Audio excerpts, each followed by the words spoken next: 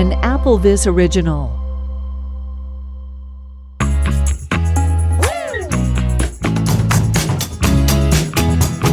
Hello there and welcome to the AppleVis Extra podcast. I am David Nason with you again, and this time joined by my good friend and experts in all things Apple, Scott Davert. How are you, Scott? Hey, Dave. It's good to be back here on the podcast with you. I think the only thing I'm an expert in is taking a nap. You know, it seems like the older I get, the more I look forward to nappy hour instead of happy hour. Oh, let's not open that can of worms. Well, let's hope we don't turn our listeners' time here into nappy hour, and we'll hopefully have an interesting podcast. I think it's really fascinating to see where the company that we're going to talk to came from, what they're up to, and what they will be up to. Yes, indeed. So who we're speaking to is Jiaran Wang and Buddy Brannan from Agiga, is that how we say it? Agiga, who make the Echo Vision smart glasses. So there's so many smart glasses now have come onto the market over the last couple of years, between the mainstream ones like Meta Ray-Bans and now Oakley's, and then we've had failed attempts like Celeste, and we've got the Envision Solos are out there as well. And these guys are another company having a go at the smart glasses specifically for the blind and low vision community. They're not a mainstream product, they're a blindness product. And yeah, utilizing AI, and they're going about it in their own way. So it's going to be a really interesting conversation. Well, it's a long echo, though. I mean, you had them on in October 2024, and it took this long for the echo to return. But I guess the point is it did, right? Yeah, that's really interesting. I think it may have been like September, October, something like that, 2024, was it? And at that point, I remember they were talking about going to CSUN last year, which they did, I believe. But I thought at that time, the product would have been fully released before the end of 2025. It's now looking like mid-2026, but we'll learn more about that from the guys. But yeah, it's at least they're still around, they're still going, unlike say Celeste, for example. So I think hopes are high, and there is a group of people again, as we'll talk about, who have them in their hands and are using them. You being among them, so they do exist. They're not vaporware; they are real products, which is great. I have a pair right here, actually, and do you want me to go ahead and talk about a little bit of the unboxing experience and stuff before we get into the interview? Yeah, go first. So one thing, first of all, the box was a really nice design, and everything was packed well. But you know what I was really happy about when I got it is that it came with basic Braille documentation. And you don't see that a lot, even in the assistive text space anymore, where companies will give you any kind of Braille documentation. So it was really neat to be able to open the package and right away, as a Braille user, almost exclusively, to have access to equal documentation when I started out. So that was a real nice gesture, I thought. Very good, very good. And you've been using them for a few weeks now, is it? Yeah, off and on for about a month now, yeah. And it's actually improved quite a bit since I started using them back before the holidays. I got them in very early December, and it was decent enough back then. But here we are, several weeks later, and it's much improved, I would say, even from before. So they are definitely holding true to their continuous improvement commitment in terms of, all around the product. Things are better than when we first started back in early December. Great to hear. Well, maybe without risking stealing their thunder any further, let's jump into the interview. So again, this is myself and Scott speaking with Sharon Wang and Buddy Brannan from Agiga, the makers of the Echo Vision glasses. Let's jump in. So, Sharon, welcome back to the AppleVis podcast, and Buddy, welcome to the AppleVis podcast. Thanks so much for joining us. Thank you for having us. So you guys are at a really exciting point now, I think, in the Echo Vision smart glasses story. So do you want to, before we delve into it, do you want to give us a recap of what these smart glasses are, what the product is, and what makes it stand out, I guess, to you? What's your elevator pitch, in a sense? Yeah. Sure. So Echo Vision is the first and the only smart glasses that made from ground up for the blind and low vision community. So basically, it converts the visual information into auditory so that you can get all the information in hearing. For example, if you are in front of your backyard, it will describe what's over there, like how the flowers are blooming and how the trees are like. And if you have a bench, couches like that, or if you are in front of a person, well, it will describe how this person look like, what ethics, height, and even expressions. And I think two features people really like about the product so far. One is the live AI, which does the same description, but more in a proactive and interactive way. You do not have to ask it if you just want to know what's around. It will just proactively tell you what's there. Another feature people love a lot is our reading mode, because we know reading is very big for the blind low vision people. So we create this dedicated reading mode just to do text reading. And so far, lots of people really love this. And they even say, okay, this is the best OCR glasses, which really kind of surprised me. I feel it's still a long way for us to go.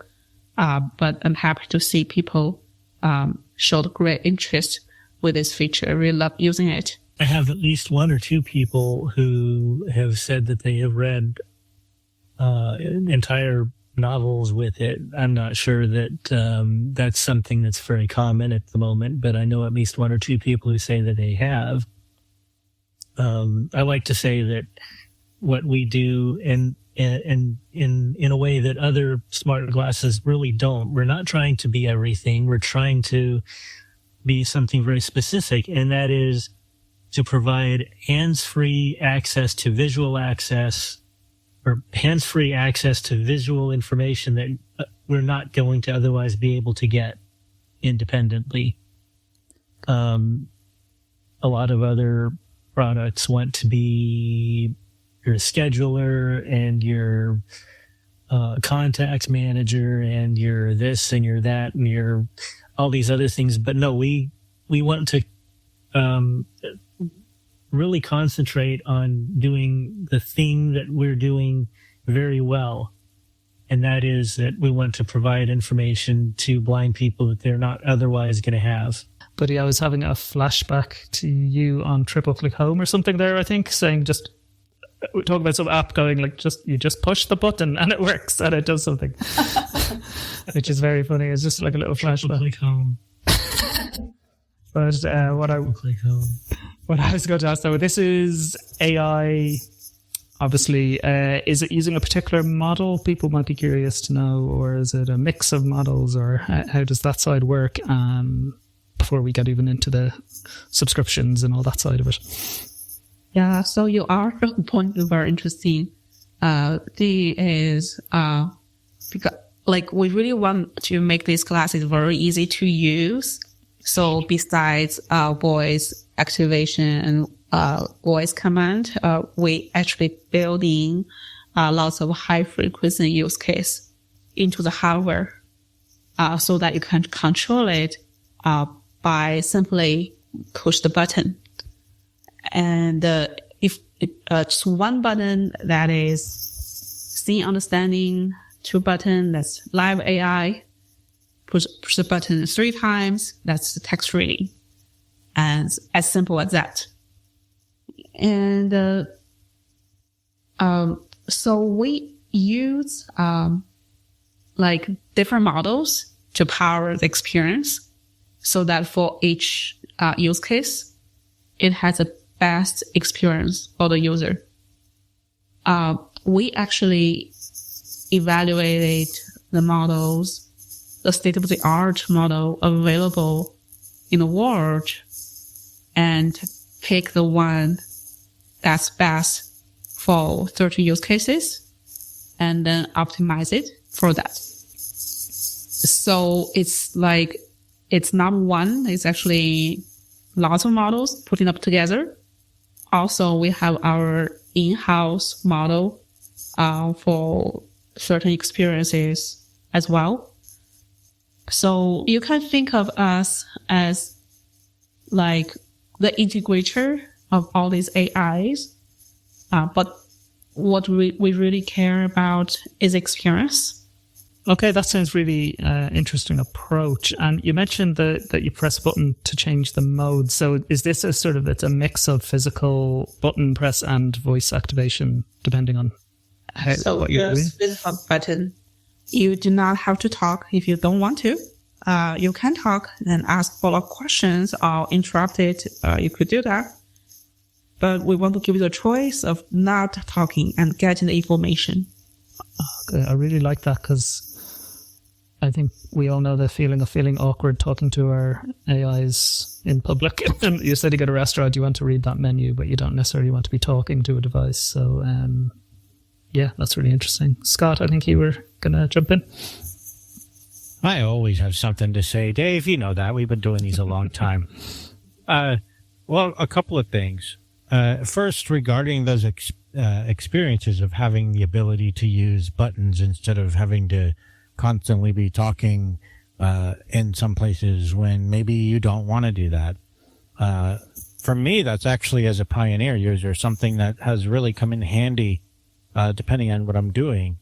The other thing that it does is it allows people that don't have use of their vocal cords for whatever reason, or they don't have the ability to speak clearly enough for it to understand them. They don't have to rely on the voice commands to go into reading mode, for example, or any of the other modes. And, you know, the reading mode is actually one of the things that I've really enjoyed. And it is something simple that sighted people do all the time. During the holidays, you get Christmas cards or whatever holiday you celebrate. You get cards, right? And sometimes they are gift cards. Sometimes they're just, you know, nice poems or whatever.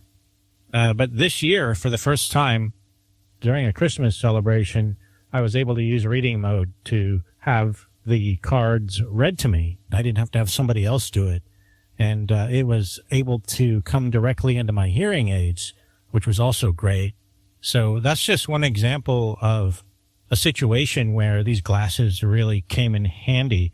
And I didn't have to, in the middle of my family, start giving it voice commands. You know, they're like with the Meta glasses, you have to do that. You can't have it do anything like that without giving it some kind of voice command. So those are situations, I think, where both the use, or the option rather, of having the ability to push the button for the different modes comes in handy.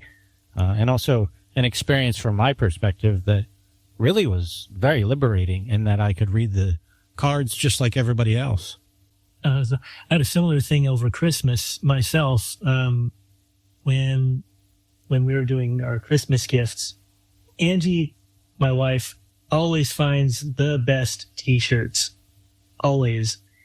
If you need to find a T-shirt that says something funny or anything like that, Angie's your girl. She'll find it.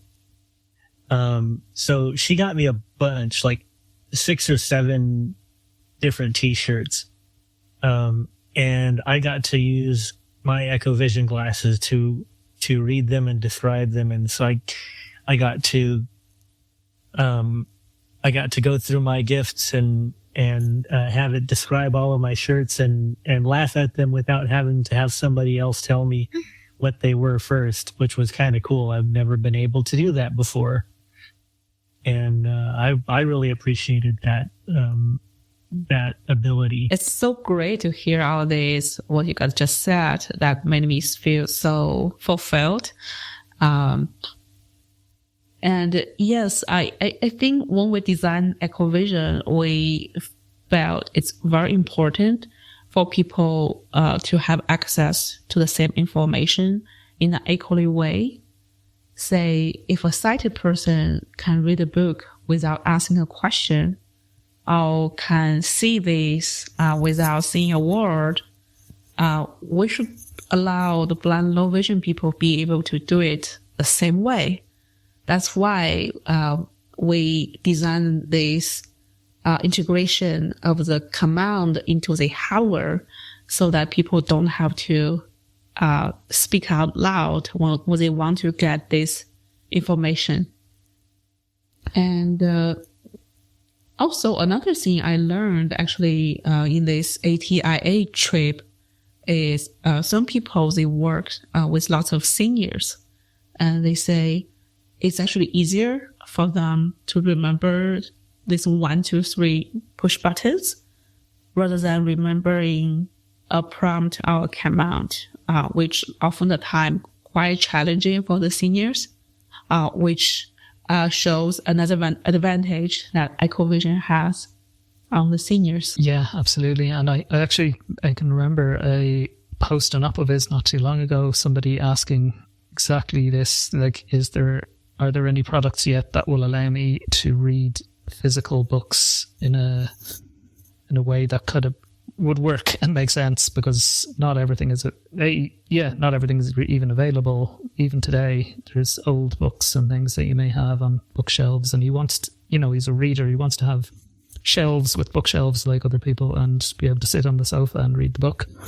And so, yeah, theoretically anyway, this could be the kind of thing he's looking for, so that's really cool.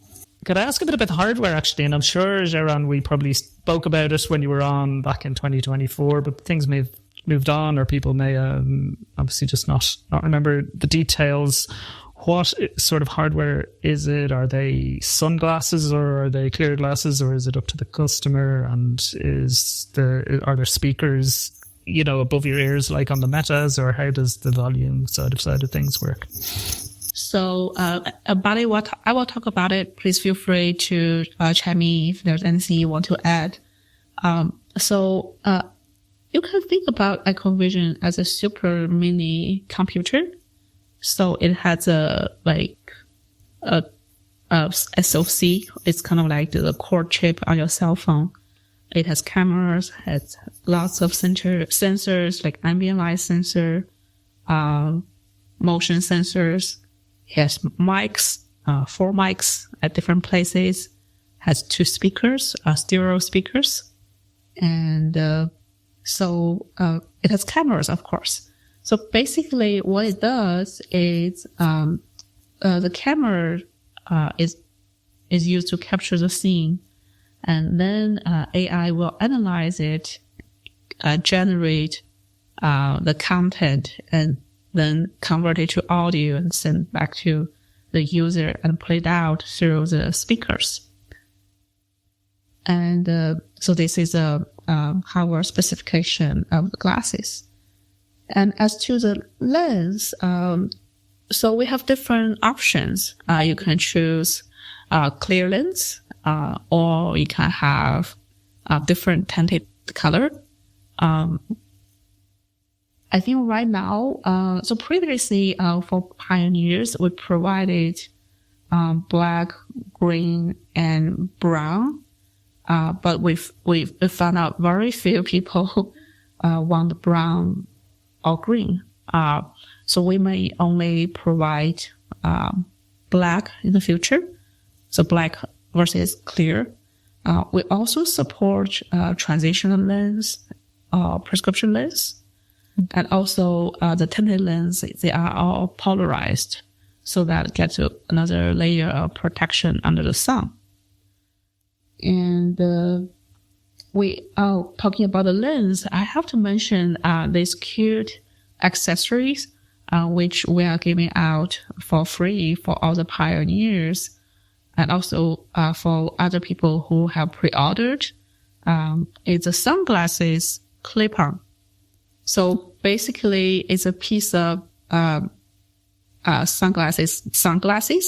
It uses magnetic to stick to your AppleVis glasses, so that it allows you to change. Basically, it allows you to change the color of the lens, like on the go, very quick, and just like some people say they got addictive, like putting the clip on and off.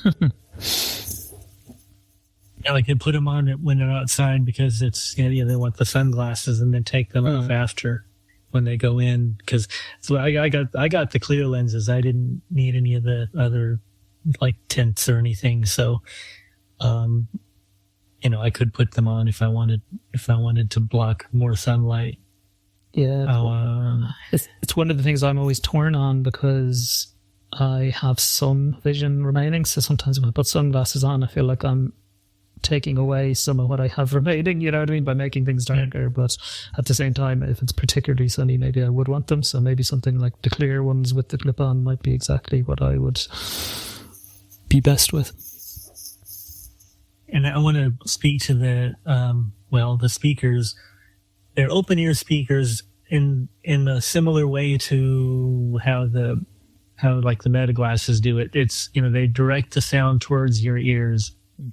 I don't think they quite have the full dynamic like audio range of the Meta ones, but they still sound pretty good. The other thing that we do that nobody else does is we allow you to take your audio from the Echo Vision glasses and route it to another Bluetooth audio device, like an external speaker or a hearing aid if the hearing aid just supports regular Bluetooth connectivity, or like a headset, like if you used maybe a bone conduction headset, or it's about this any earbuds that you like. Yeah. Yeah, they work with my hearing aids quite well, actually. And I do have to comment on the audio quality. I was actually, when I first started using the glasses, walked outside, it was snowing, and I had Let It Snow playing on the glasses, and I couldn't get a picture of or a video of it, but it might have been fun to put up on social media. But the thing was that of the glasses I've tried at this point, they had the best audio in terms of just listening to music, and I didn't have it going to my hearing aids directly. I had it coming through the speakers on the glasses, but because the speakers where they're located, with my hearing aids, I'm actually able to, in a quieter setting, use them directly with my hearing aids without even having to do Bluetooth. So it's a really great setup, and the speakers are a lot better than some of the other glasses I've tried. I think they are quite good. I mean, there's a lot more high end in our speakers. I think you hear a lot more highs, but they do sound pretty good. I wouldn't have any trouble listening to music with them for a while. There's another thing too, and it's an important thing. These glasses also have a USB-C port on the back right arm at the very end, so you can plug a USB-C cable in and run it to power, like a battery pack.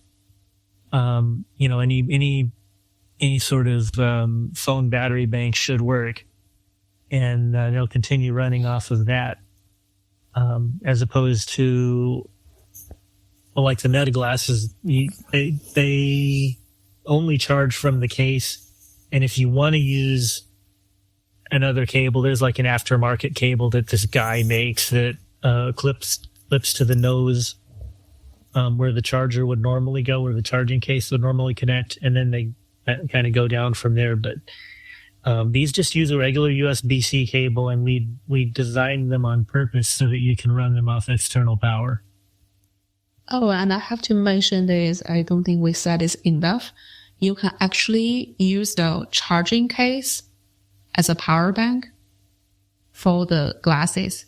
Not only by putting the glasses into the charging case, but also by connecting it by USB-C cable. Oh, very good. That's a good point. You can do that. I keep forgetting about that, but yeah, absolutely. It can be its own battery bank. Cool. How much battery just on their own do they get? How many hours usage do they give? It really depends on what you do.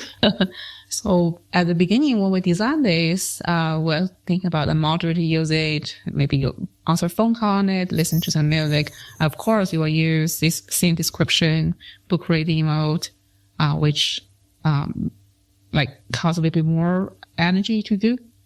And so at the time, we expect the battery life to be 6 hours. And when we start doing the beta testing, and we found out, oh wow, live AI got so popular. People just turn it on and let the AI talks, and they just love it. So in that case, it's a super high power use case. The camera's on, the CPU is running at full speed, the Wi-Fi module is on, and the battery got drained really quickly.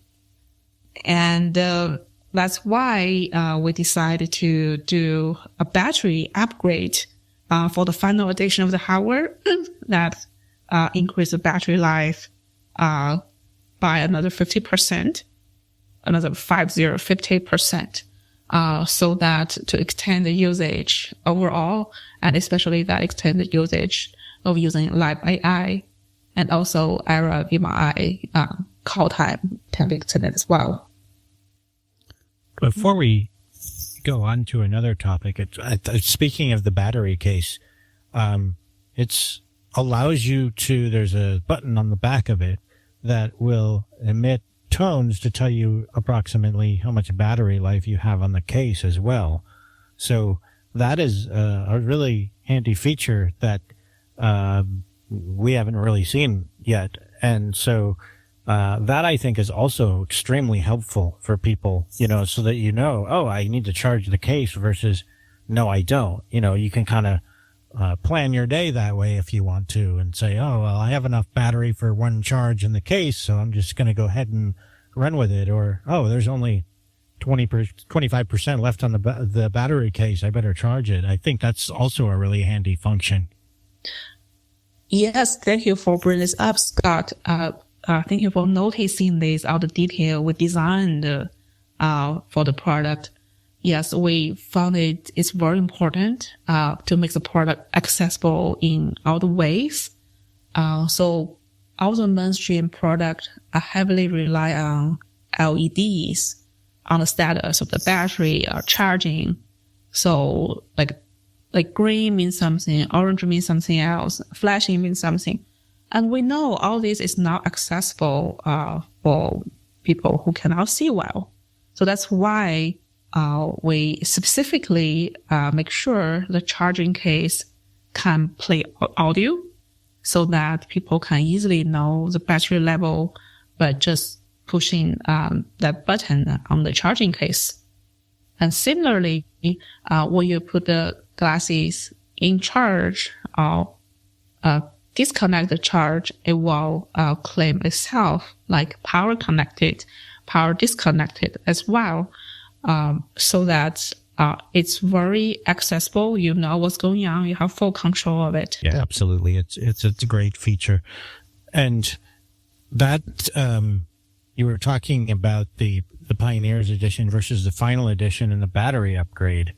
And that is, going to really benefit even me for, live AI mode, which I use quite a bit of. In fact, sometimes it's something I'll use when I'm trying to read something as opposed to reading mode, which is another cool thing about them, that you have multiple tools and multiple ways of doing things that you can throw at a situation. Yep, thank you. And when you speak about modes, one other question people may have is, can they be used for things like, regular phone calls or FaceTime calls, and can you take just photos and videos that just go into your photo gallery that you're not necessarily using right now for AI, but just use them as a camera, that kind of thing? Yeah, so we'll definitely allow people to use the glasses to take pictures or record videos. So all these 1, 2, 3 button thing we talked about, our operation on the AI button, which is something unique AppleVis has on the right temple of the glasses. We also have another button on the left side of the temple, which some people say is so-called hardware buttons, like control the camera on, like you can take pictures through that button, or you can like record a video. Yeah, we do allow you to do all these, and if you give the app the permission, it will save all these to your photo album so that you can view them. And sorry, what was the other question? Could you do video calls?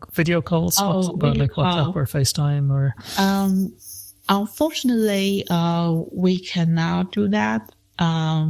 No, yeah, that would require Facebook to open up their permission to allow not only Facebook app, but also the phone to open up their permission to allow video coming in from the glasses.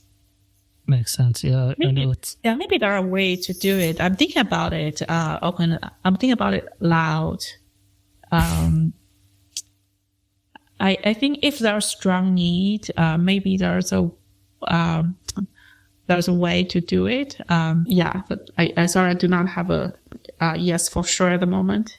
It's something we would like to be able to do because, we know it's important. Of course, we have access to video and video chat through Ira and Be My Eyes, and they run directly on the glasses.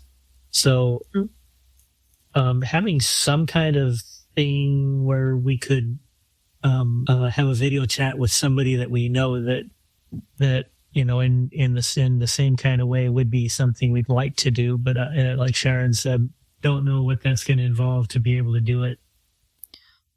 Yeah, Apple don't make.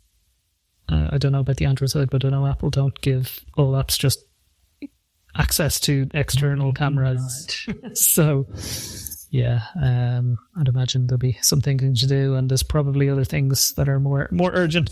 I'd imagine, but it's good to know that you're thinking about it. And I think great to know that you've got the Be My Eyes and Ira there, which are, great to know you have that human backup if and when you do want this through the glasses. We've spoken a bit, or we've mentioned a few times pioneers and final and stuff. For people who aren't sure what that is, like what is the pioneer program versus the final product, and how is all that coming together? Yeah, sure.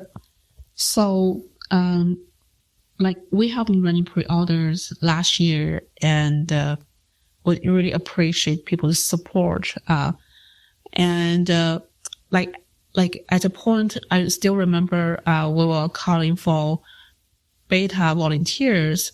We received 200 sign up for 20 beta testers, which really flattered for us to see such great passion, such responsive from the community. And that's actually kind of lead to the idea of having a pioneer program. So the context is, at the time, we realized people would like to have longer battery life. And also we know there are still bugs we have on the product that's probably not so perfect for everyone to use yet. However, at the same time, we see there's such a strong need from the community to have access to this device. So we had lots of discussion, and then in one brainstorm, people say, oh, what about we allow people using the product and telling them, yes, there are still issues, but you will behave like a pioneer so that you can help us find the issues, fix this, give me your feedback to shape the product together instead of close the door, do this internally, and to keep the customer outside. So we decide to open door, kind of work with the community together to get this product to a perfect stage. So that's why we roll out this pioneer program. So basically, for people who have pre-ordered, can opt in to be a pioneer by a certain time. I think it was like sometime in October last year. If they sign up and, like we will send them a pioneer device. So far we fulfilled all the pioneer devices. I think except maybe a few that has missing addresses or has missing prescription details. And people have been showing like great, interest to this program. We got a pioneer email group that's very active that some people feel too annoyed by receiving so many emails from all this. And basically for all the pioneers, they got a device and they have been using it. And we know, this is not the final product. There are still things we want to improve. And by our standard, it does not meet our bar yet. So when we get the final device out, we will, send out the final product, to all the pioneers for free as a free upgrade so that they can all get to use the latest product. Okay, so it's a sort of an early adopter program. But yeah, that's great then that those people will get the updated glasses then when they are ready. So It's one of those good news, bad news things. The good news is you're first. The bad news is you're first. yes. So that means that you get to help us fix all the bugs. So if, you definitely have to be up for that. And for the most part, I'll tell you what, we've had some great people that have really stepped up and kind of rolled with our growing pains. It's been really good. And what kind of timeline do you think you have now to when you will feel ready to say this is the actual final product? Yeah. So, we will have this battery upgrade, which are already in progress and kind of going to, get, closed up in March. However, while we are doing this pioneer program, we see another thing, people flagged out as something they want improvement, which is a hinge. I don't know how do you like it, Scott or Buddy? So the current hinge is kind of very flexible. We kind of did this by design and we don't want it to be too rigid. But turned out, lots of people feel this is too loose and, it does not help, to make them stay over their faces. And also it makes it feel like cheap. So we are actually redesigning the hinge as well, along with a battery upgrade, which is something now planned out and also needs a little bit extra effort to have this part. So right now for the final edition, we expect that, to be out, in May. And so with this battery upgrade together with a hinge upgrade as well. I could see how people, especially if the glasses are not the correct fit, sometimes the way they're designed right now might kind of cause them to fall off. Mm-hmm. And I actually, when I first got them, I was like, oh, well, this is actually kind of annoying. But then I got used to it, and then it was fine for me. But yeah, at first I was like, oh, okay, well, they're flexible, Once I realized they're not going to break, then I was a lot more comfortable with them. Yeah, so there are actually cables going across the hinge, though it's not visible. Even your sighted can't see the cable. Actually, cables. It's actually flexible PCBs going through the hinge so that the front panel of the glasses is connected to the temples where all these electronics and battery are. And so we design that, we want to make sure it's flexible so that it does not got lots of friction, it does not scrap on the flexible PCBs.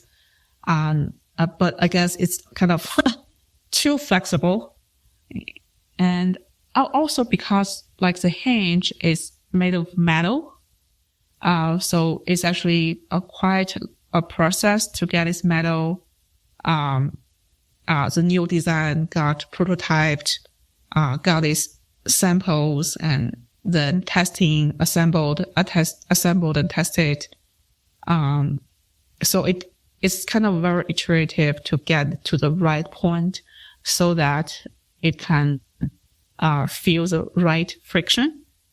It's not too hard to open it, but it also has the right friction so that it can stop at any angle and it feels like something good when you have it in your hand.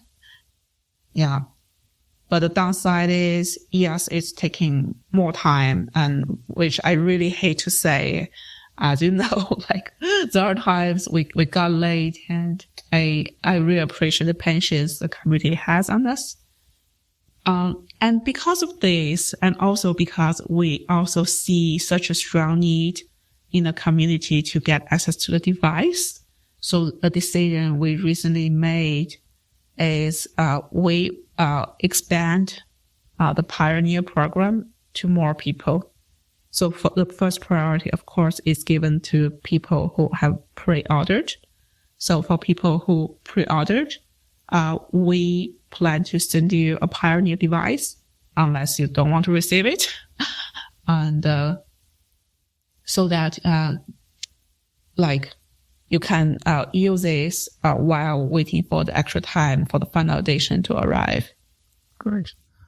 And can people still pre-order, or has that window closed? Yeah, so our pre-order actually was closed last October. We do plan to open up for taking orders sometime. So it depends on how it goes. If we have any Pioneer device left, maybe we'll open up a small window for people to get that. Okay. And with the final release coming up, hopefully this year or middle of this year, what is the pricing looking like, both upfront and subscription? I'm not sure if both exist, or how does the pricing work? So the hardware, the device itself is $599, and this remains the same. And for people who pre-order, we waived all these subscription fees. As you know, AI it's actually expensive to run, especially the more it talks, the more expensive it is actually. I think that kind of explains why for some AI, they are very brief and it does not read a book line by line, because it's actually very expensive to do that. You can think about it's like costing money for the AI to say every single word. And we really appreciate the support we received from our early supporters. So that's why we provide this lifelong subscription for free for people who pre-ordered. And unfortunately, as a small startup, we cannot afford keep doing that for everyone afterwards. Mm-hmm. So we'll be start charging subscriptions. But I think the detailed plan is to be rolled out. We will still have some. We still have some promotion for people who order. It won't be live flower, but we may still have something still as a token of appreciation. Great. So we'll find out more about pricing of subscriptions, I guess, then closer to the time. Yeah. When we roll out, we'll have details on this. Perfect. Amazing.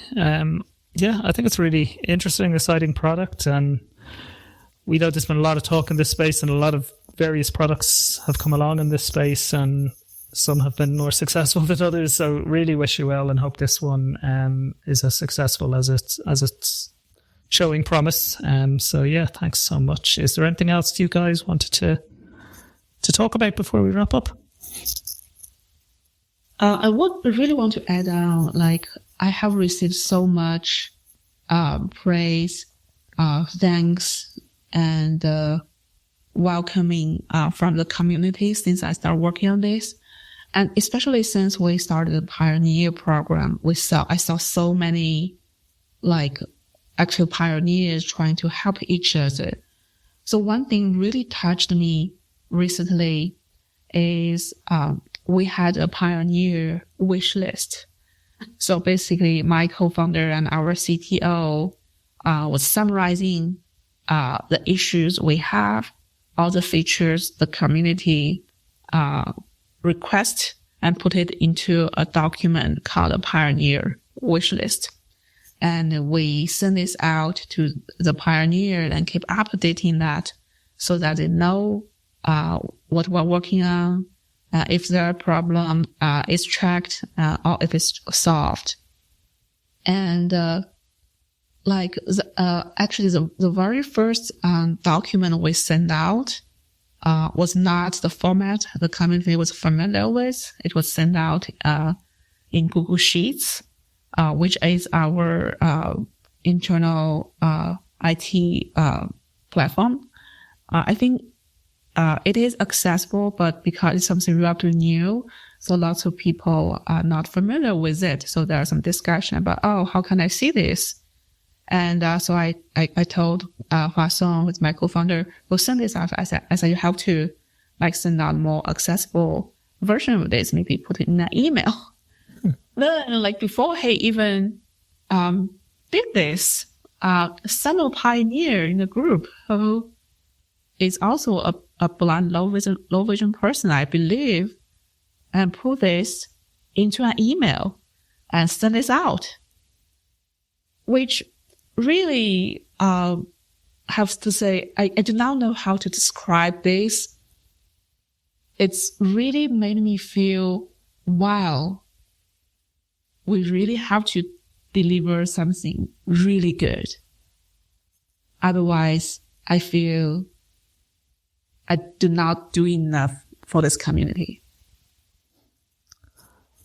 Well, I think too that there has been a community built up around Eclovision, and it's not just sort of the blind community in general, but I think that especially with the pioneers, they've really coalesced into an actual community, and we've got people that are really jumping in and helping out, and it's really great.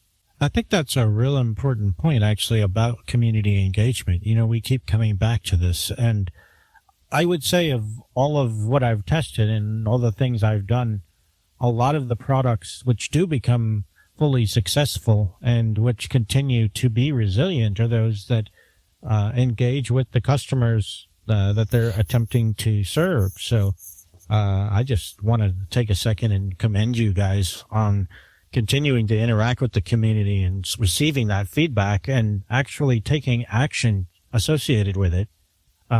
I've been a lurker on the mailing list for the pioneers. I'll resolve that at some point soon with emails, hopefully. But, it's really something that has developed in direct conjunction with the community feedback. So it's a really great thing to see a company taking the time to fully understand what people are looking for. I appreciate what we're doing as well, because I came in late. I started here in November, And I just really appreciate that Agiga has really reached out to the community to look for people that were actually part of the community to kind of be more of an interface with the rest of the community, somebody that we're familiar with, that at least some people know. So I appreciate that myself, and not just because they're paying me.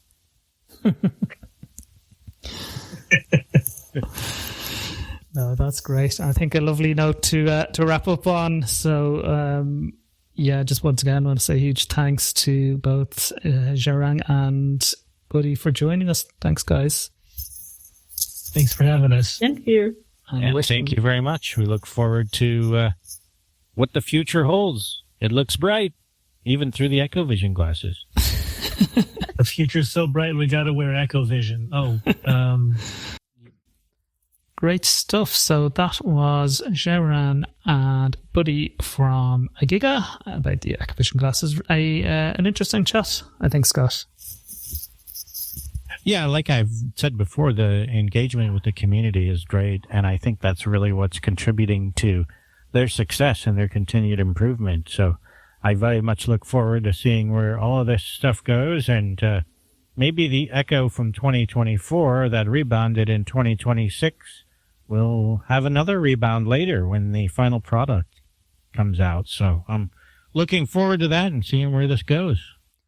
Yeah, me too. I hope to see the product out there. I'll certainly be one person who is watching with interest. So thank you to everyone for listening.